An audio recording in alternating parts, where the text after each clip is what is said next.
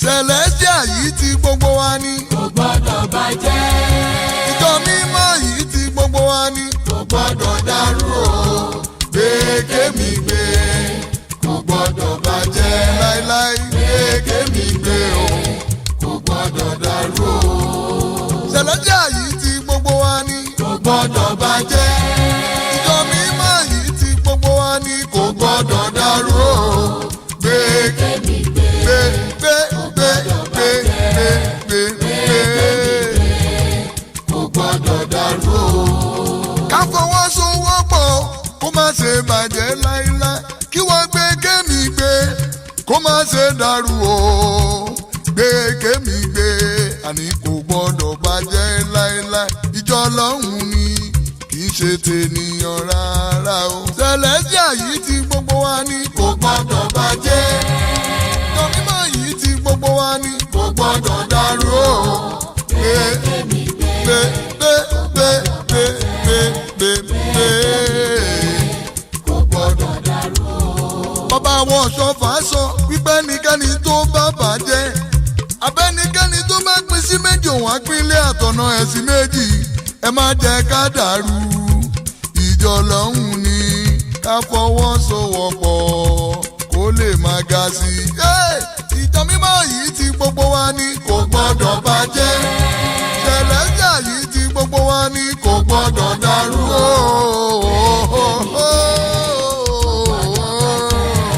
Gbégbégbé Kò gbọ́dọ̀ dàrú o.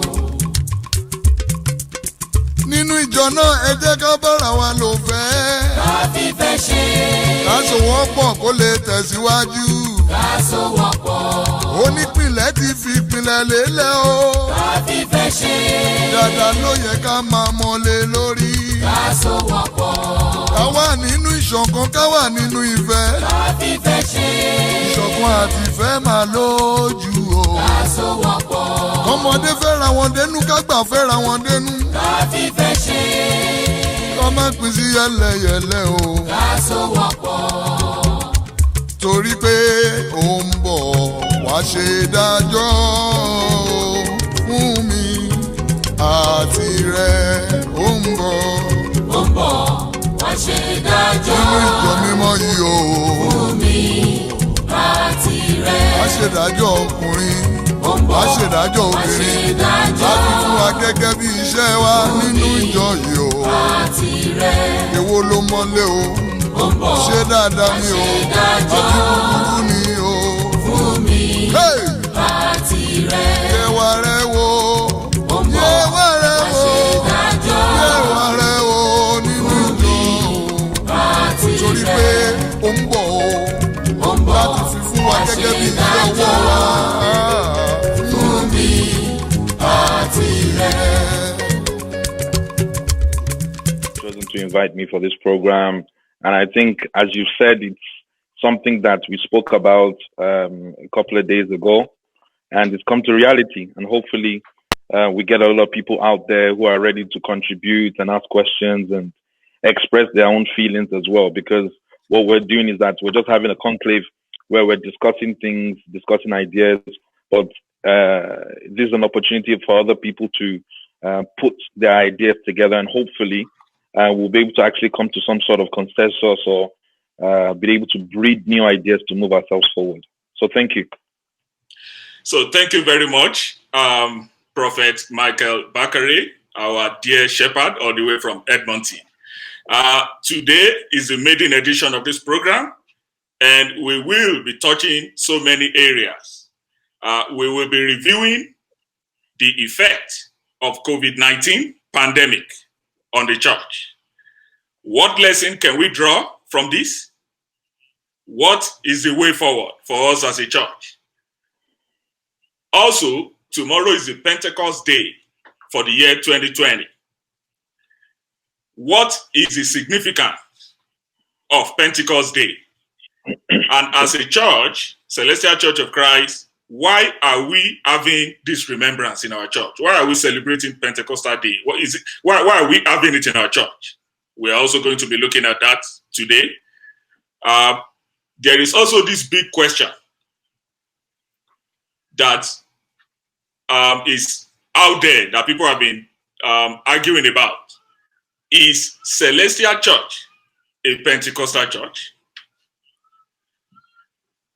This and many more will be discussed on this maiden edition of Celestial Conclave. So please relax, stay with us in this journey.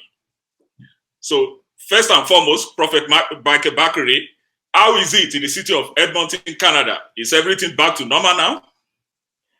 Well, things are better than they were before. There's been some changes in terms of the lockdown and the shutdown here in Edmonton. Throughout the lockdown, things have been quite liberal here as a province of Alberta. We were still allowed to have 15 people to worship, so we're able to continue our services with 15 people. Now they've relaxed it a bit, so you can have up to a third of your church capacity, but up to a maximum of 50. So we're still working within the range of what is allowed by the government. But obviously, I have to admit that we've been a bit more blessed as a province compared to other provinces in Canada. Like in Ontario, you only have 5 people. In some places in the United States, you only have 10.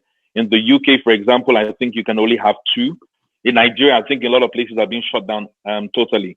So for us as a province, we've been blessed in the fact that, we still have about 15 people that are allowed to come to the church maximum, but we've been able to continue to worship in the church as it stands.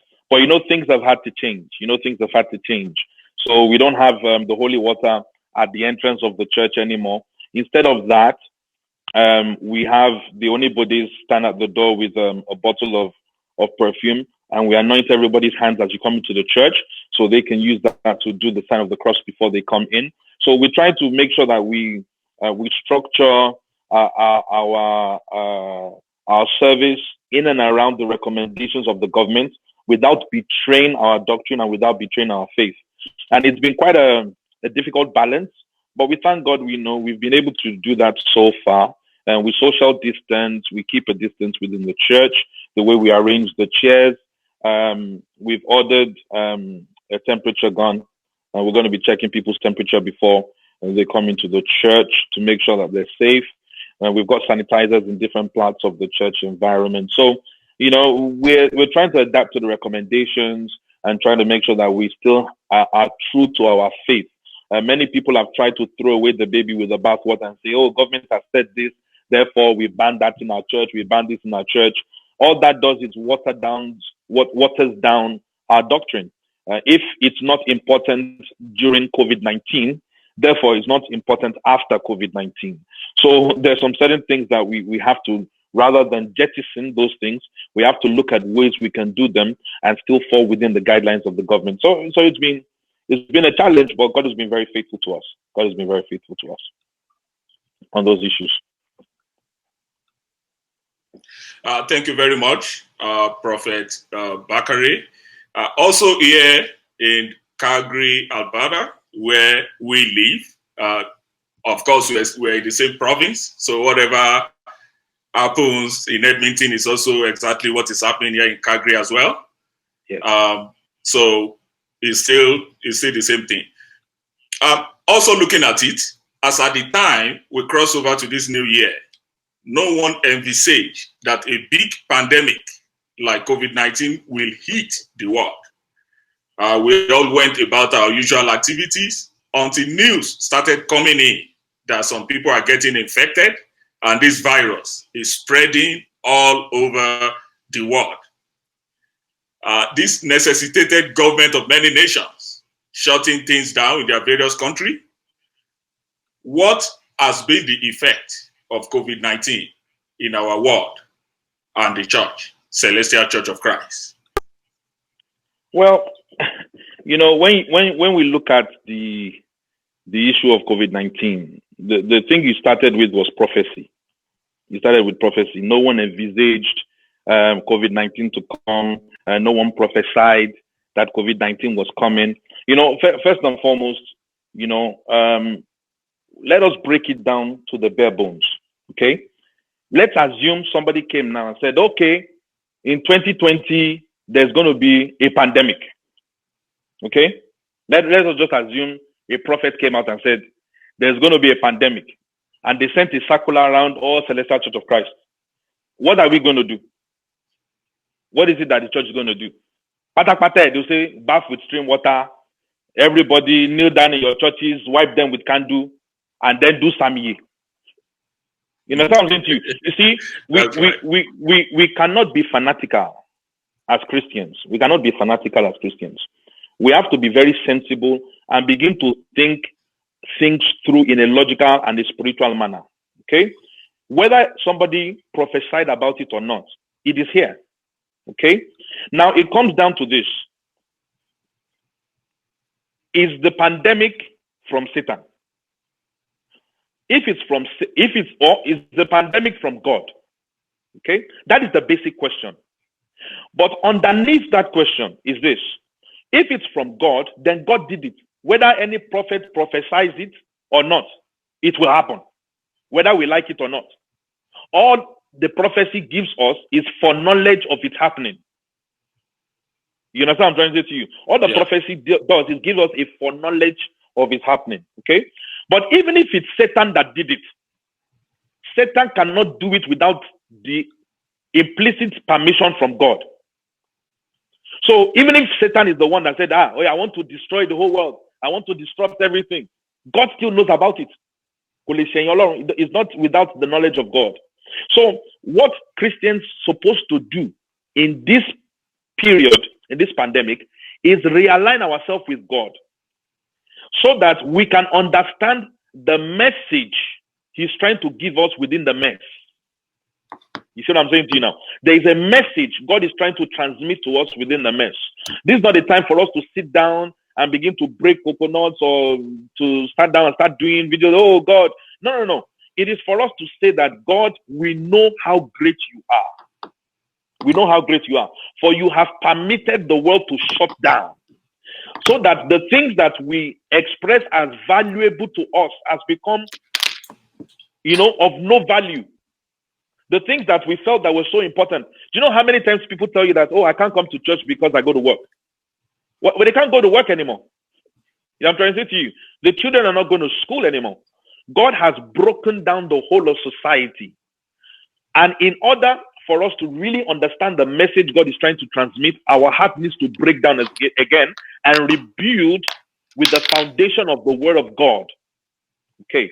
So when people talk about prophecy, they should have seen it. What were the prophets doing? The pastors are sleeping. All those are very superficial and they are very, should I say, myopic. They are very short-sighted. Because even if a prophet saw it, do you want to do Sami on the whole world? Do you want to call President Xi of China that I saw a prophecy? There's going to be a virus in Wuhan that don't allow people to travel. If they saw a prophecy, were they going to call President Trump and say, President Trump, you must institute it? So even if there was a prophecy, it will not come to any fruition because God knows about the pandemic. God had pre-planned for it to happen. We are living in a new dispensation of God's action. It's for us now to realign ourselves with God and say, God has given us another chance of life. For we that the Lord has given the grace to survive this pandemic thus far, God has given us another lease of life to renew the way we live, to change the way we think, and begin to walk according to the will of God. And that's when this pandemic will have real meaning in your lives. You see, there's something that we need to realize, that this pandemic, people have become more afraid of COVID-19. Do you know what? Somebody sent something to me. There's a video going through social media at the moment about some new things they're doing in Nigeria. In entertainment, in these the halls where they do weddings and ceremonies, those event centers. Thank you. So they showed them washing their hands. They showed them going in wearing masks. They showed a man taking the temperature with the temperature gun. But one thing that really struck me was this. In that video, it showed a woman putting money in an envelope. And instead of spraying people money on their head, they said that they will be carrying a bag and you'll be putting the envelope inside the bag. So COVID-19 can stop people spraying money. But when your shepherd tells you, don't spray money in harvest, you tell shepherd, then go get out. When the pastor writes a circular, no spraying of money in harvest, you say, go get out. But now COVID-19 can make you afraid of spray money. Can you see that man does not fear God anymore? Okay? They fear the things that will kill them in the flesh more than God that will kill them, that can kill them in the spirit. So COVID-19 has exposed Christianity on the level of the church member. That's the level I'm talking about now, on the level of the church member. But COVID-19 has also exposed the church. And when I say the church, I'm not talking about Celestia alone. I'm talking about the church as a whole. COVID-19 has exposed the church as an entity because the relevance of the church has reduced to a level whereby it is appalling. When you are talking about essential services, and you cannot include church as an essential service, then what are we existing for? Why do we feel so important? Why do we feel that we are so vital and so important? But the government does not recognize us as that. Do you know why? Because we've spent time building cathedrals and we have not spent time building people. We've spent down building ministries and we've not spent time building disciples. We've spent down building edifices, but we have not spent time building human legacy. And that is the problem that we have in the body of Christ. And I'm not talking about the Church of Christ alone. I'm talking about all the churches. Because if we had real impact in real people's lives, not about preaching prosperity, not about preaching anything else, but by having real impact in people's lives, helping people come off drugs, helping people come off weed and smoking, helping people rehabilitate when they're in a battered marriage, helping people who are struggling with different kind of addictions, bringing them into Christ. We don't have any significant impact in those social, economical areas of a society. And because we don't have that impact, the government doesn't reckon with us. They're like, well, close the church is no big deal. Except for the Catholic Church that really has a big hand in healthcare and education. In Canada here, we have a lot of Catholic hospitals. But apart from the Catholic Church that have a lot of clout in education and in healthcare, what are we doing? What are we doing? So COVID-19 has exposed the church. COVID-19 has exposed the church worshippers, the churchgoers, the believers, Christians. And it's a time for us to sit down, go back to the drawing board as individuals, realign ourselves with God. And secondly, reacquaint ourselves as a church with what it is that God wants us to do. You know, how many people do prison ministries? How many people go to the prisons and do prison ministries, speak to people, encourage them? If many people say that, no, I can't do without my church, the same way they say I can't do without my weed or I can't do without my alcohol, do you think they're going to shut down churches like that? No. So COVID-19 has been, for me, a tragedy that almost 1 million people in the world have died. But it has also been an eye-opener for where I stand with Christ as an individual and as a church leader and as a clergy, but also exposed how I see the way the church is going. And I think that we have a lot of soul searching to do. And if we are smart as a body of Christ, we will review the way we function within society and how we function as a Christian body. Thank you very much, Prophet Michael Bakare. You made mention of something the other time, that this COVID-19 lockdown has really exposed a lot of things. Yeah. Now, coming into our church, Celestial Church of Christ, during this lockdown, there is this agitation from some of our members that the church needed to do more in the area of palliatives because they were told to stay at home, and they feel the church needs to be sensitive to the plight of the members.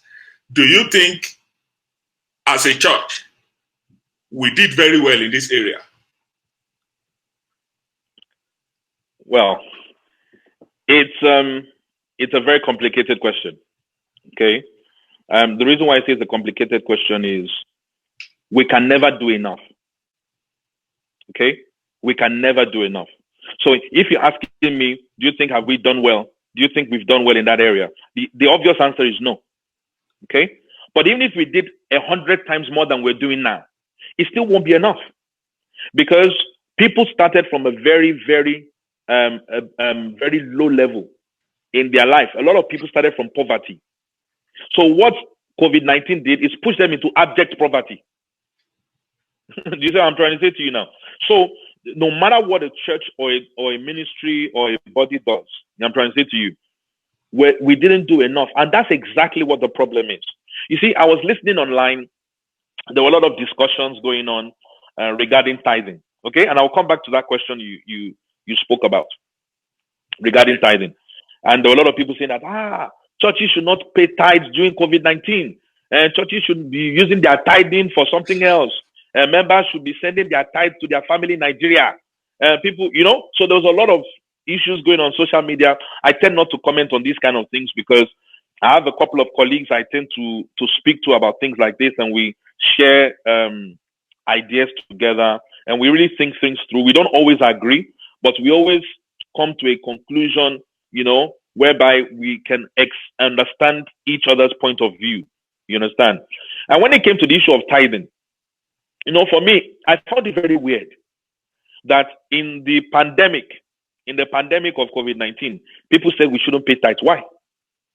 Why? If tithing is not important during COVID-19, why is it important before COVID-19? Why is it important after COVID-19? Are you telling me that in October this year, people will not be in poverty in Nigeria? Are you telling me in 2022, there will be no poverty in Nigeria? Or in 2025? We're in Canada here right now, okay? In Canada here right now. Canada is a Western country, okay? In fact, if you do a survey and people look at one of the best countries that people want to emigrate to in the world, Canada will be in the top 5. So Canada is a wealthy country. It's a good country. But you know what? Every single year as a church, we feed over almost 2,500 people on the streets of Canada. And if I can just take a poll in the top of my head, maybe about 10 or 15% of the people we feed are black. All right? So the vast majority of the people that we feed are non-black. And they live in a Western country. So that means even in our country here that we're living and working in, there's poverty. So when people say that we have to we have to abandon tithing because of COVID-19, that means let us abandon tithing forever and by. So we know we use the old tithing of the church to sort out COVID-19. But that is not the answer. The answer is this. There are 3 things that a church needs to look at doing. Okay? And members of the church need to look at doing when they are offering to God. Number 1 is their offering. So their thanks offering that they bring to church as a church in Church of Christ. Okay? Number 2 is our tithing. A tenth of that which the Lord has given unto you, as written in the scriptures. But the 4th thing is alms. Alms. Itoriano, alms. And that is where people are lacking. People don't give alms anymore. When it's time for building fund, you see them bringing a $20 note. When it's time for Owegba, they'll bring a $10 note. When it's time for alms, they're looking for coins. Onsha coins. They want to bring coins. But yeah, Itoriano, no big deal. Do you see the mentality? And it's the same in Nigeria. They might bring 1,000 naira note for building fund. They might bring 200 naira for Owegba. When it's Itoriano, they'll just bring a 150 naira note, put it in there. And forgetting that it is that alms that the church will store and use for its benevolence or the benevolent acts of that church. You understand? So it has exposed us that before COVID, we were not benevolent. What is happening in COVID-19 exposed that before COVID, the church was not helping people to the level to which they should. Because if they were, there would have been a pre-existing structure. And all we need to do is pump more funds into that structure in order to expand it. You see what I'm trying to say to you, But COVID-19 has shown that there is no structure at all. So everybody was scrambling to find out, what can I do? Should I do giveaway? Should we put food together? Should we do this, do that? And that has made it a very difficult prospect for the church. It has made it very difficult for us because the basis of the church has not been about giving. We as a parish, we found it difficult because some of the things that we normally do, we couldn't do because of the restrictions of the Alberta government. Now the restrictions have come down, By God's grace, in June, we're going to be starting again in full force. But for the church as a whole, we have a long way to go in terms of helping people with palliatives and trying to support the people who are not able to support themselves. We have a lot more to do. Thank you very much, Prophet Michael Bakare. Also talking about this issue of palliatives and the church helping the members. The church recently donated a sum of 25 million.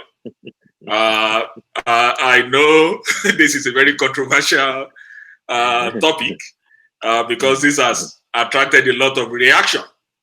On social media, there's been a lot of reaction from the members.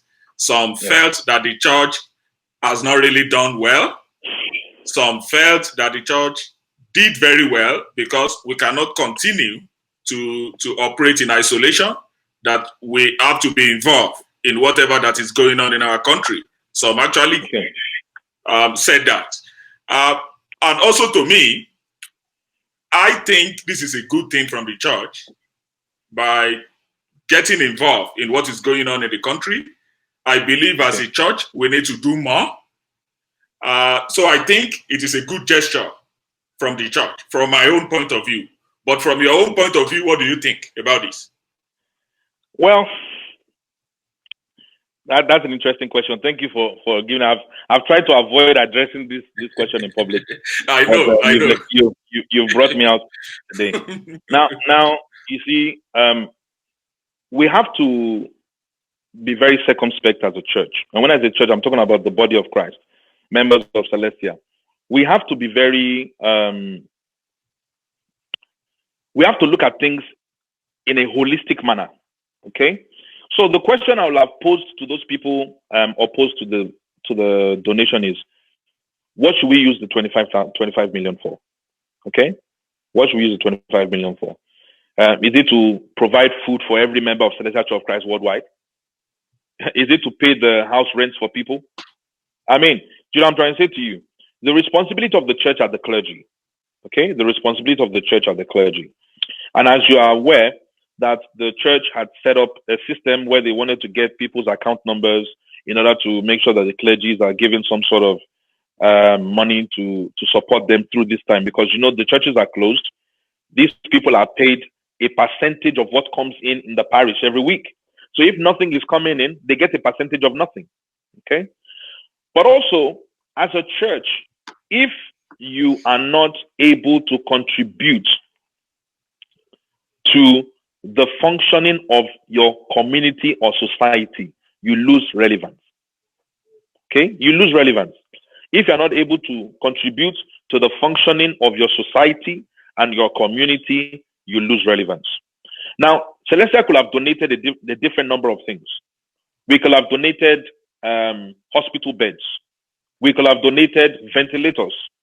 We could have donated manpower. We could have donated technology with computers and things like that. We could have donated temperature guns. Okay? But these things may not be necessary for the government because they might have more than enough in those areas. So by donating money, what they have allowed the government to do is to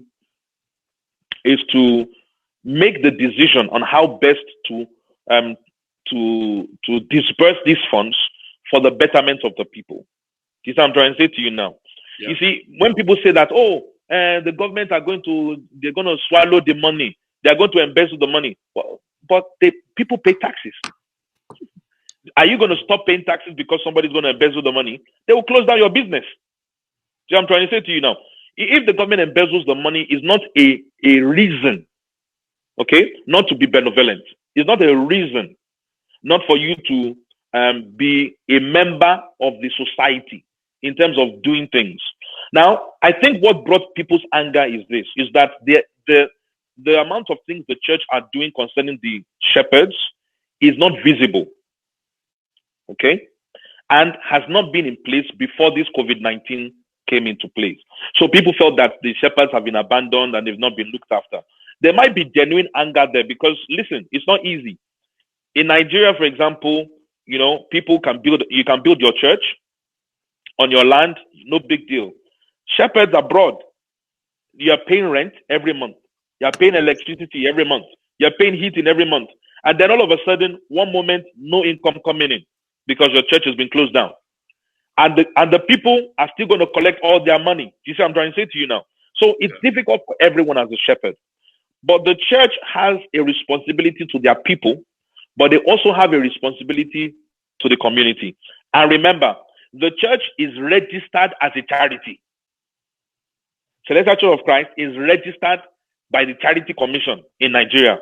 We are registered as a charity in Canada. The churches in the UK are registered as a charity in the UK. If at the end of the year, the government comes to Celestial Church of Christ and said, hey, you say you are registered as charity, Abi? Yeah, let us see your charity giving for the year. What are they going to show? If the government says, okay, we want to assess your status as a charity, we want to see if you are truly a charity, yeah, or not. Do you know what I'm trying to say to you now? And at the end of the day, they find out that they are not they have no contribution at all in terms of they can revoke their charity status. Did anybody think about that? So when we're dealing with things, we have to look at it intellectually after our emotional outburst. It is true that we can have an emotional outburst in the beginning because we're like, why would they do this? You know, one waste to word, everything like that. But after the emotional outburst, sit down and think about things intellectually. We have a responsibility not only to our members, but also to society. And that's why we sign up as a charity. So that is my view on it. We also have a comment from Abiola Ab. He says, church has failed the worshippers in general, either directly or indirectly. Using CCC as a case study, recently the head of CCC body gave the Nigerian government 25 million to support concerning this coronavirus. It might seem like a good idea, but it's a terrible idea because we know these people and a lot of worshippers are in the church that can't boast of 100 naira during this pandemic. What do you think about this? Sorry, just one moment. I'm just trying to adjust my mic. 1 second.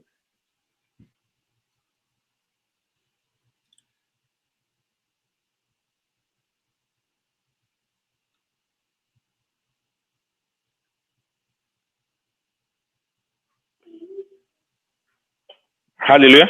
Yeah, sorry about that. I was just sorting out some technical things. Yeah, so, you know, you see, the person has made their comment, and I can't disagree with the person's sentiments. Okay? I can't disagree with their sentiments. But the person has to look at it from the position of the responsibility of a church.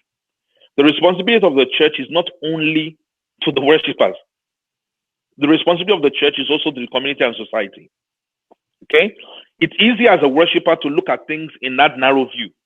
But as a church leader and as administrators, we can't look at it in that narrow view. We have to look at it in a global view. So yes, we have a responsibility to the worshippers, and maybe we need to do more.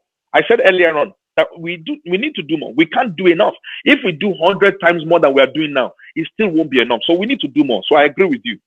But where you need to have an understanding beyond that is that we are registered as charities. Every year, we have to submit certain things to the government, okay? And the government wants to see what percentage of our income is going towards charitable causes, okay? What percentage of our income is going towards charitable causes? So giving money to shepherds cannot be listed as a charitable cause, because we're doing that because it's a responsibility of the church. Do you see what I'm trying to say to you now? But if all the charity we give is to Celestial Church of Christ, then the government doesn't really need us. We need to be able to affect people who are Muslim, who are Jews, who are Hindus, who are traditional worshippers, who are Christians. We need to give charity in a way that is indiscriminate. So far, you are a citizen and a resident of the vicinity of that entity, of that church. You need to be able to impact them And how do you do that? You can either set up your own charitable foundation as a parish or as a church. You can do it through other charitable organizations, or you can make donations to governmental charitable initiatives. Okay? And what Celestial Church of Christ decided to do was, rather than create a foundation on its own, rather than to donate to other foundations that are doing certain work, they decided to give it to the government so that they can disperse that money through their own charitable initiatives. Okay? And that is one of the things that the church will report at the end of the year as being one of their charitable givings for the year. You understand what I'm trying to say to you now? So the two things can coexist. We can keep our responsibilities for our worshippers, but we also have to keep our responsibility as a church. And that is how we remain relevant. That is how we remain relevant as a church. That is my view. Thank you very much. More comments are still coming in, and I don't think we actually want to overflog this issue. I told you opened the door. You opened the door. We have another comment coming in from Rudy Maker. Okay. She said, "Hallelujah, the money donated by the church to the government against the cure or as help, if it is shared to help some of the church, that is Celestial members, who are struggling to grow or to be built, is never a bad thing. But this money has been donated to the government, who are supposed to be the one to give to the church in the first place. It is not a right thing." Just like we already said, we have already shared our opinion about this. Prophet Michael has also shared his own opinion about this issue, and I know if we continue discussing this, we're not going to end the show today. We won't talk about anything else. We won't talk about anything else because a lot of people have different opinion about whether the church has not. Sorry, Leader Peter. If you think about it visually, let's think about it visually. We have I think I heard we have about 20,000 church workers. About 20,000 church workers or shepherds in Celestia worldwide, or Celestia in Nigeria. I'm not quite sure. Now, imagine the pastor said, "Okay, we want to give every shepherd 10,000 naira." Now, 10,000 naira is not a lot of money. Okay, in reality, it may look like a lot of money when it hits your bank account, but in reality, it's not a lot of money. Okay, people who do birthday photo shoot do it for like 7K or 10K. So we know that it's not a massive amount of money. Now, imagine pastor said, "Okay, I want to give every shepherd 10,000 naira, and there are 20,000 shepherds." You know how much that will come to? That would be 200 million naira. That would be 200 million naira. Okay. So can the church actually? Can the church do that? Can the church do that? That's the question. If you are going to spend that 25 million on the church workers and shepherds alone, they will probably get 500 naira each, or 200 naira each. We cannot take small measures. Okay, we need to take sensible measures. The point is true that the church needs to have a better welfare system for the clergy. It's true. I cannot argue against that point. But the church also needs to fulfill its societal obligations. Okay? And I think, we can really end it that way, this segment. Okay. Thank you very much, sir, for that comment. But before we round up on this issue of COVID-19 pandemic, I also have been in the news and I've seen that the government of the world, all over the world now, not necessarily Africa or Nigeria, or the government of the world, they've deliberately kept the gate of churches closed while reopening many other businesses.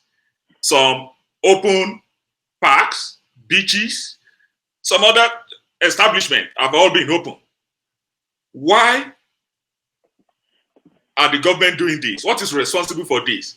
And what have we not done rightly as a church to warrant our gates to continually be closed while every other places are beginning to be open? Okay, and thank you for that. We have to look at it on a few different levels. Okay, The first thing is this, is that, and it ties into what I was saying earlier on. What is the contribution of the church to the society? That's the question you have to keep asking each time. What is the contribution of the church to the what? To the society. Not to the pockets of politicians, not to the, to the pockets of individuals. No. What is the contribution of the church to the society? Now, pubs and bars, they pay taxes, right? Churches don't pay taxes. Those big supermarkets and things, they generate employment for people, right? They pay taxes. They pay all these other rates to the government. I'm trying to say to you now. So right. These government and these private entities are contributing to the government and allowing the government to have certain funds for the function of government. So the contribution of the church is what? So if you look at it from the view of a politician, the politician will say that these entities are important to us. And not only are they important because people need to buy food and people need to buy groceries, but people need to relax in a pub to calm themselves down. People need to go to the cannabis place to buy cannabis to calm themselves down because cannabis stores are open here in Canada. Right. People can go and buy alcohol, but all these businesses generate income for the government. The church does not, so why do they care? That's one point. And that's why I said earlier on that it has exposed the church that we have not fundamentally fulfilled our societal obligations. And therefore, they just look at us and say, we are nothing. Okay? That's the first thing. The second thing is this, is that the church no longer has a voice. You see, the church no longer has a voice. We used to have a voice when all of us spoke in one accord. But now, we don't have a voice. So when they tell the church, shut down, everybody's like, Edeka shut down, no. Hey, Edeka shut down, no. Edeka shut down, no. Okay, look at this question. 100,000 people have died in the United States. May the Lord bless their souls. Amen. Okay. What percentage of people who died caught COVID-19 in church? 0. Because you can't. Yeah, it will probably be. It won't be anywhere more than maybe 5%, even maybe less. Less, okay? I would say. You say less because the churches have been closed. Yes, exactly. So where did all these people get COVID-19 from? This is what I'm trying to say to you now. So closing down the church did not slow down COVID-19. Closing down the church did not reduce the number of people dying from COVID-19. And closing down the church did not reduce the spread of COVID-19. So why did you close down the church? Celestia yìí tí gbogbo wa ní. Kò gbọdọ̀ bàjẹ́. Ìjọ mímọ́ yìí tí gbogbo wa ní. Kò gbọdọ̀ dàrú o. Gbé mi gbé. Kò gbọdọ̀ bàjẹ́. Láíláí. Gbé mi gbé o. Kò gbọdọ̀ dàrú o. Celestia yìí tí gbogbo wa ní. Kò gbọdọ̀ bàjẹ́. Ìjọ mímọ́ yìí tí gbogbo wa ní. Kò gbọdọ̀ dàrú o. Gbé mi gbé.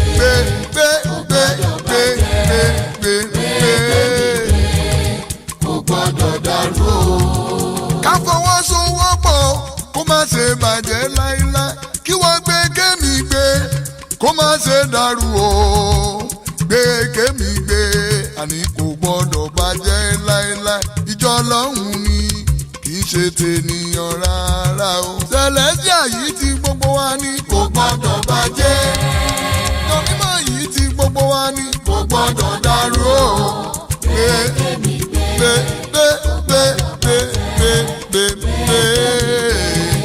kò gbọdọ̀ dàrú o. Bàbá àwọn ọ̀ṣọ́fà sọ wípé ẹnikẹ́ni tó bá bàjẹ́ abẹ́nikẹ́ni tó bá pín sí méjì òun àpínlẹ̀ àtọ̀nà ẹ̀sìn méjì ẹ má jẹ́ ká dàrú ìjọ Ọlọ́run ni ká fọwọ́sowọ́pọ̀ kó lè máa ga sí i.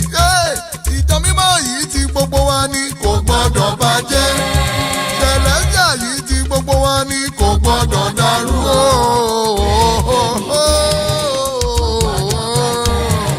Gbégbégbé kò gbọdọ̀ dàrú o. Nínú ìjọ náà ẹ jẹ́ ká bára wa lò fẹ́. Ká fífẹ́ ṣe. Ká sowọ́pọ̀ kó lè tẹ̀síwájú. Ká sowọ́pọ̀. Onípín onílẹ̀ ti fi ìpìlẹ̀ lélẹ̀ o. ká fífẹ́ ṣe. Dáadáa ló yẹ ká máa mọ́lé lórí. ká sowọ́pọ̀. Ká wà nínú ìṣọ̀kan, ká wà nínú ìfẹ́. ká fífẹ́ ṣe. Ìṣọ̀kan àti ìfẹ́ máa lójú o. ká sowọ́pọ̀. Ọmọdé fẹ́ra wọn dénú, ká gbà fẹ́ra wọn dénú. ká fífẹ́ ṣe. Kọ́ má pín sí yẹ́lẹyẹ̀lẹ o. ká sowọ́pọ̀. Torí pé ó ń bọ̀ wá ṣe dájọ́ fún mi àti rẹ̀. Ó ń bọ̀ wá ṣe dájọ́ nínú ìjọ mímọ́ yìí o. fún mi àti rẹ̀. Wá ṣe dájọ́ ọkùnrin, wá ṣe dájọ́ obìnrin, dájọ́ láti fún wa gẹ́gẹ́ bí iṣẹ́ wa nínú ìjọ yìí o. àti rẹ̀. Èwo ló mọ́lé o? Ṣé dáadáa ni o? Àbí búburú ni o? fún mi Hey! àti rẹ̀. Yẹ̀wà rẹ̀ wò, yẹ̀wà rẹ̀ wò, yẹ̀wà rẹ̀ wò nínú ìjọ o. Torí pé ó ń bọ̀ o, láti fi fún wa gẹ́gẹ́ bí iṣẹ́ ọwọ́ wa. fún mi àti rẹ̀.